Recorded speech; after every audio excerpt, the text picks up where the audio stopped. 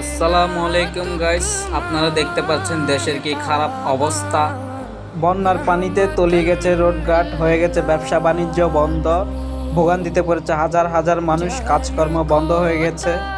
ডুবে গেছে কয়েকশো দোকানপাট, নিভে গেছে তাদের ঘরের আলো। কি হবে ওই মানুষগুলার যারা দিন এনে দিন খায়? সবাই কাজকর্ম বন্ধ। আমার নিজেরও কাজকর্ম বন্ধ, বুঝতে পারতেছি না কি হবে। আমি দিন আনি দিন খাই, আমার মতন গরিব এই জগতে নাই।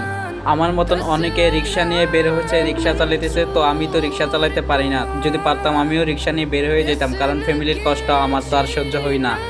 একজন গরিব আরেকজন গরিবের কষ্ট বুঝবে, কোনো ধনী ব্যক্তি আমাদের কষ্টগুলো বুঝবে না। আজকে যদি আমার থেকে লাখ লাখ টাকা থাকতো, আমি অবশ্যই ওদের পাশে দাঁড়াইতাম। নোয়াখালী, কুমিল্লা, ওদের অবস্থা তো আরো খারাপ। আমরা তো চট্টগ্রামে অনেক ভালোই আছি, নোয়াখালীর অবস্থা বেশি খারাপ। আমার তেমন সামর্থ্য নাই, আল্লাহ আমাকে সামর্থ্য দেয় নাই, তাই আমি কারো পাশে দাঁড়াইতে পারলাম না। আমি নিজের থেকে খারাপ লাগতেছে ভাই, এত কষ্ট, মানুষের কষ্ট আমার থেকে আর সহ্য হইতেছে না। দোয়া করবেন সবার জন্য।